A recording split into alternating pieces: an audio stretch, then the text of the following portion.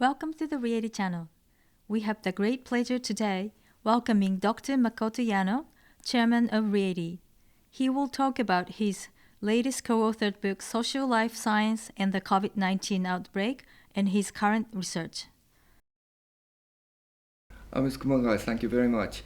It's my pleasure, and I'm looking forward to have a conversation on this topic. So let me ask my first question. In the study on which your latest book was based, you proposed a study called Socio-Life Science. This interdisciplinary project involved many professionals with different expertise, including medical scientists, doctors, economists, and a computer engineer, and so on. What exactly was the goal of this project? For me, life science is one of the most exciting fields of science right now. And it's obvious for me that as a social scientist, we want to expand my horizon into that area so we can do a joint research on this topic.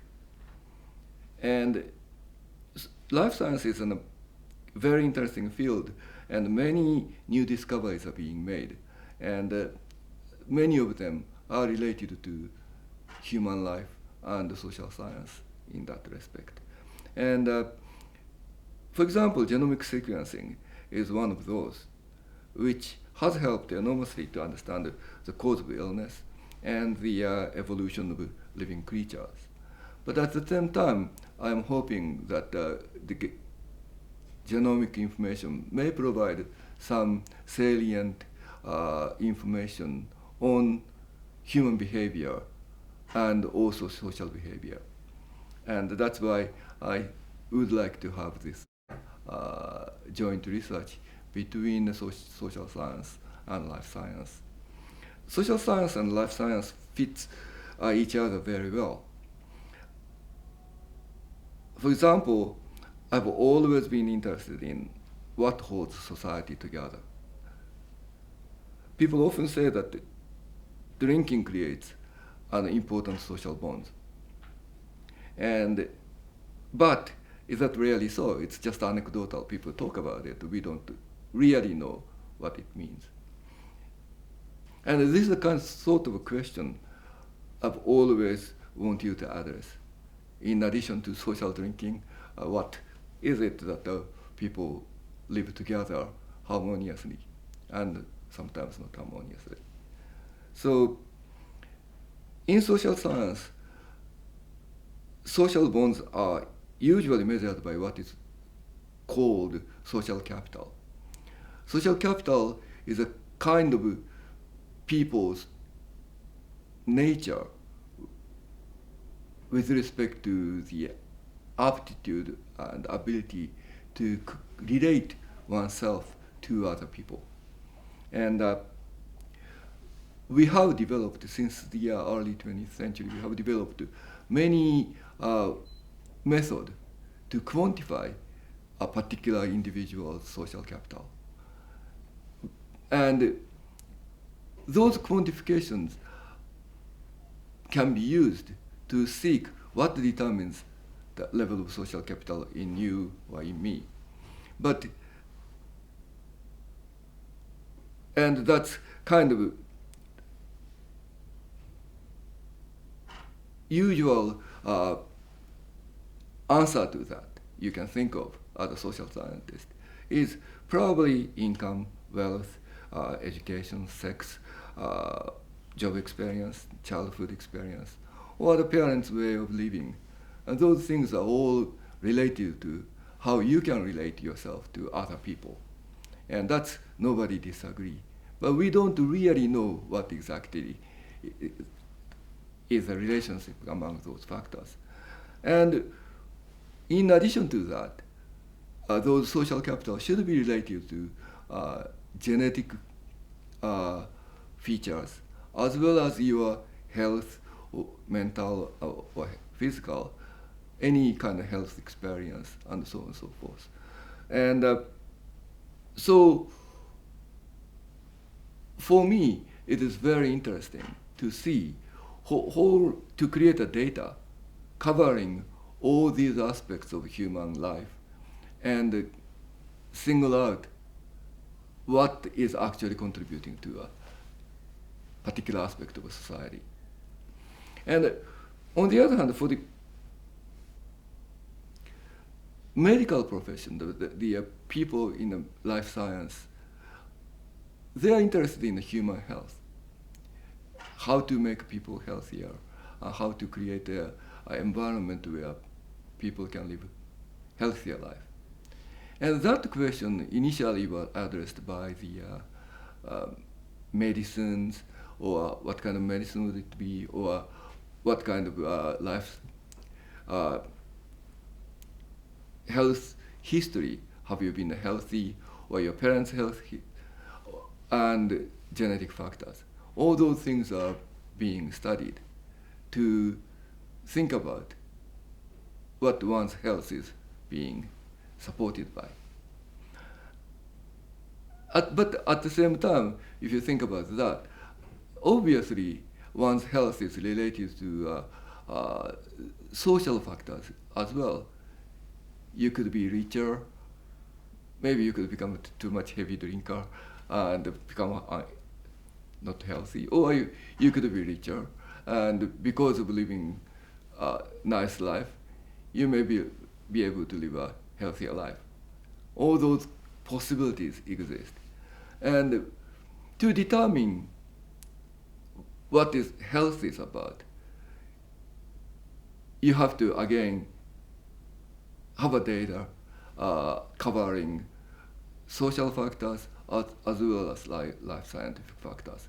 And that's what I would like my colleague at Kyoto University, Professor Fumihiko Matsuda, has been studying this kind of life scientific aspects of and gathering data on the life scientific aspects of human life. And we got together, and we have basically very similar research interest, which is that we need data covering not just the society's social factors, but also life scientific factors. And that's what we want to create. On the other hand, one of the reasons why we started doing this is that there is no such a data available in the scientific field, because scientists are scientists doing their own data gathering, economists are economists doing their own data gathering, but they never put together whole spectrum of human life on particular individuals. And we are making something called Cohort data, which is about tracking each individual's properties over a long span of time. And that's what we are trying to do.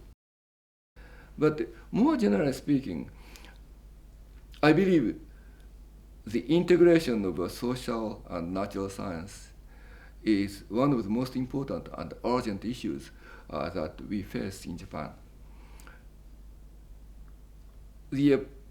Right now, we are in a long span of kind of stagnation since 1990s, and people try to do something about it and think about how to get out of this state or this trap. And we have not been able to do it for a long time. Problem we are having is probably many scientists are actually plunged into their so-called specializations. And the specializations are important in the kind of steady, stable society, because if you have a specialization, the specialized knowledge will become deeper and deeper. And if the environment is not changing, it's an efficient and good way to make everybody understand and become acquainted with your own technologies or with your own equipment. And the better you understand new technologies, you'll do better activities. So it's obvious that if society is constant and stable and unchanging, then the specialization is a very good way to advance the human life. But on the other hand, if just like current world, if the technologies are changing every day by day by day, the way of living is changing day by day, people's way of thinking is changing day by day. Under those circumstances, specialization is a sort of enemy for the innovation. This thing is noticed by European and American observers about a decade or so ago. It's called silo. As you know, silo is a cylinder, a very big cylinder. Farmers used to put grains and feed in the silo and put it over the winter time. That's the silo. But silo doesn't have a window if you think about it, right? So once you get into the silo, you see only your friends, only your things, and you don't see outside. And that's a huge problem for the innovation and productivity in a changing world, because you don't see the outside, you don't know what's going on outside, and you just specialize in what is going on within your specialty. And that is a big problem. The state of Japanese science is very, very specialized right now. And it's very difficult for a particular specialist talk with other specialists in outside of your place. And on the other hand, if you are thinking about the changing world and changing technologies, innovation is a very important factor. And innovation never comes within itself. Innovation usually comes when two or more different factors are combined. We know that there are rotating sushi bars. We go all the time to rotating sushi bars. But that was not existing when I was a child. It started back in 1960s. So I was born before 1960, so I clearly remember there was no days when there was no rotating sushi bars. But if you think about that, the sushi bar, rotating sushi bar, that's a clear innovation of beautiful combination of totally two different things. One is the automation process, which is discovered by Ford to make cars they put the cars on belt conveyor and build the cars by moving the cars around, and workers are standing there, and each worker just does their own business. And that's one thing. And another factor of the rotating sushi bar is that the Japanese traditional sushi cuisine, people want to eat fresh sushi of your taste right in front of you. So if you go to an expensive sushi restaurant, even today, there are a large number of sushi chefs that are standing in front of you, and they make to each customer, they make specialized sushi to your liking. And if you combine those two things, innovation comes. And that is a rotating sushi bar. And right now the world is changing, technology is changing. So to incorporate innovation into our society, we cannot afford having two robust silos all over the world. And I think Westerners are coming earlier to succeed in lowering or breaking the silos. Here, we have not been able to do this. And it is obviously very, very difficult to demolish silos or to create an atmosphere where one field specialist can collaborate with other field specialists. And I want you to, by doing this research, I want you to experiment by myself how actually I could break silo. And I want you to show how that could be done. Many people talked about integrating science and social science probably 50 years, 60 years ago when I was an undergraduate student. They talked about it, but it's just a talk, and we don't know how to do it. And so this is one of the big experiment for me to try to break silos. And that's kind of motivation that deep in myself to start doing this project. In the first part of the book, Socio-Life Scientific Approach to COVID-19, the latest research on pandemics from various perspectives were introduced. All the studies emphasize the role of behavioral change and government policy to fight against the menace on our life. Could you elaborate on this? What kind of behavioral changes have led to the spread of COVID-19 or help mitigating the spread? Thank you very much for the question. According to my research, the paper which I wrote in that book is suggested that political factors mattered quite a lot in determining the spread of pandemic, especially at an early stage of an outbreak. Of course, the natural factor matters too, and people's self-protection efforts matter a lot as well. This suggests that, again, an integrated approach to think about this issue is highly important. The way in which political leaders delivers a message is also important. How they deliver the message is important. If in a particular society, different leaders give contradicting messages, then they cannot reach the people well. So the things get confused. And my finding is that it's actually, if the political leaders' messages are organized and pointing to one particular factors, that has an overwhelming importance, nullifying the income, education, jobs, and health systems, and all those things. And if you talk about the self-protection effort, what we learn from there is that information is important. That the political leaders deliver information, other newspapers deliver information, various people delivers information.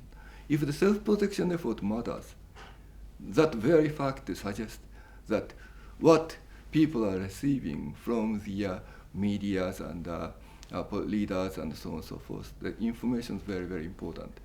And people learn from the given information. Many, many people have already talked about it. A newspaper we read, and they said what I said as well. So what is important, I think, in my research is that we were able to capture this kind of aspect by data in a statistically sound manner. And that's the kind of important thing to provide a basis for thinking about what it is, about the how people behaved and how people coped with current pandemics. But it's important, I feel, that to quantify that kind of effect and highlight those things. And that's what I have in this particular research. And behavioral change is important, obviously, because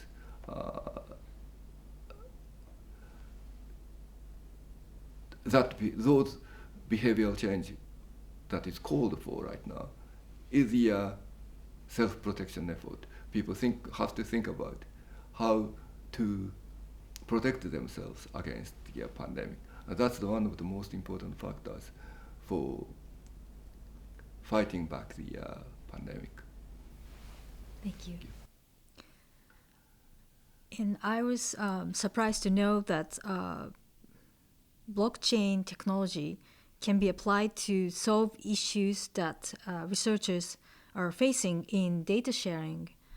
Together with a computer engineer and a business expert, you are aiming to create a secure database that makes sensitive research data available for both a research community and also survey participants.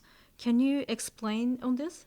Yes, I think the blockchain is a kind of new technology, so people may not be so familiar. So I want to go back up a little bit and talk about that. Blockchain is an internet technology that makes possible to assign unique ownership to each piece of digital data. So that, for example, we have a digital money, and blockchain can support transactions in digital money across accounts. That's what the virtual currency is about. And that implies that if blockchain can support the currency transactions or money transactions, that means the data is pinned down to ownership or the account owners. So that's the reason, that's the explanation why blockchain can assign unique ownership to each piece of digital data. And another thing the blockchain can do is to run a computer program on it. So you can write the more advanced blockchains right now let you write a computer program on blockchain. So the blockchain is, in that respect, a particular like OS, operating system, for huge computer network. And you have a common operating system on which you can write programs. And what that means is that on blockchain, all sorts of contractual arrangement can be executed within digital world. That's why people are so excited about blockchain. For example, it is possible to set up different types of user rights to different types of data. What I mean is, in other words, it is possible to assign, for example, just a viewing right of a particular data. Or it is possible to assign a group of people to download particular set of data from the internet or the blockchain to your own usage. And you can actually specify who can use this data, and another person can use only this part of data. And the way you use, somebody can download it and use it for research. And even among those researchers, you can put different layers of rights, so that some particular group of people can use only this part of data, or other people can use this type of data, and so on. And that is currently done even in the RIETI. Blockchain creates a highly secure environment, so the people can safely use research data among people. So that's why I think I want to include this particular chapter in the book, so that we can kind of introduce to a research community that there is a cheaper alternatives to manage and handle data among themselves, the particular individual's information I want to provide. And for that, it takes a huge amount of cost if you want to do it in a different way. And furthermore, what I want to do ideally over the time is like I want to convince people that blockchain could be a good resource to share medical data as a whole. We talk about the receptor data, and each hospitals and each medical doctors have their huge accumulation of medical record. Unfortunately, right now, for example, my personal data, when I was sick 10 years ago, hospitalized, usually they throw away the data. Only the counters are the medical data the hospitals are supposed to save only 5 years. So after that, it goes away. And sometimes they keep, but it's very difficult to get.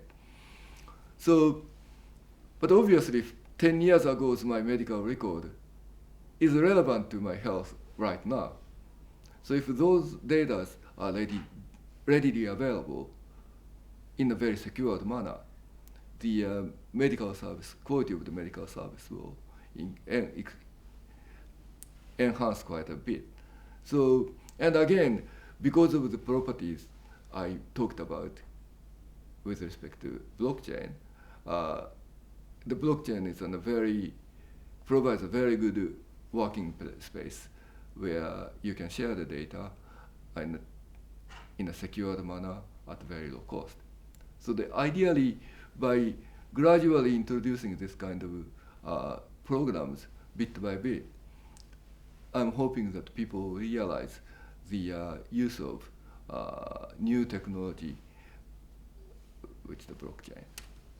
That's interesting. Thank you. So finally, can you tell us any other research you are tackling right now? Yes. Obviously, I've been working on this COVID-19 data gathering, and that's very, very important. Ideally, for example, you can understand if I had a data about the society before COVID-19 spread, as well as after the COVID-19 start, then you can pinpoint what the determinants of behavioral change. Right now, we started doing this after the COVID-19 came.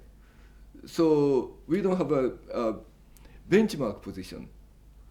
We have to create a benchmark position from the start of the COVID-19. We started data gathering in the last year. So the last year's data we have, and we are accumulating. So from the beginning of the year, that period, 2 years ago, or maybe a year ago, we have a data there. And how it changes, we can extrapolate what might be like before the COVID-19 days. But we don't have that. And on the other hand, obviously, this kind of pandemic has been occurring about every 10 years. We had SARS about 15 years ago, and we have now this problem. So I think this kind of pandemic will keep coming back again. So I think it is important to have good data set, and it's not too late to start just at this particular point of time. And I would like to continue this data building over a long period of time, so we can see what the real factor for changing people's behavior, and so on and so forth. So for that, I needed to continue this effort to build COVID-19 data.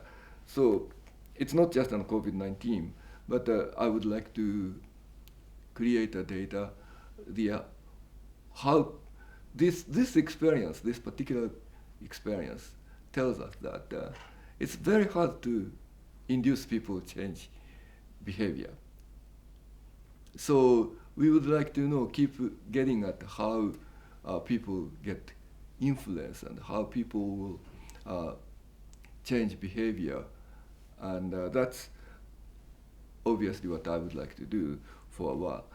And at the same time, I started talking about this research on what brings society together. And that research was started about 5-6 years ago, but it's kind of interrupted by this particular instance.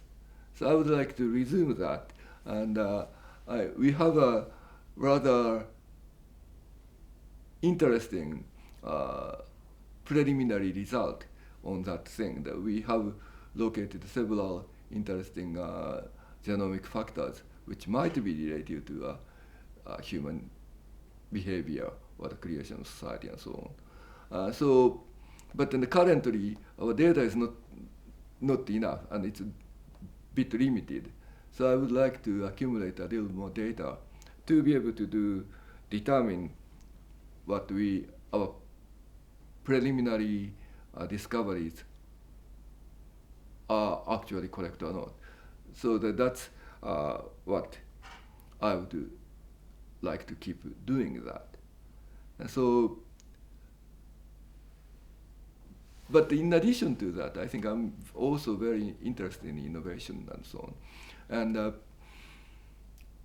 I would like to have create a group of people who, from all sorts of different specializations, and get together to interact with each other and create new ideas about what's important about the society, and understand what society is like. And for that, I think it's very, very important to get different type of researchers across many, many different fields of science. I think that's what I would like to do. And I think this book has was a very good opportunity to create a basis for this. We had many medical researchers of very first class from England, from France, and from Japan. And there are many top social scientists participated in this, our joint research. So I would like to keep expanding this research network, and that's another thing I would like to do. Thank you very much. Thank you so much for taking your time. Thank you. Thank you very much.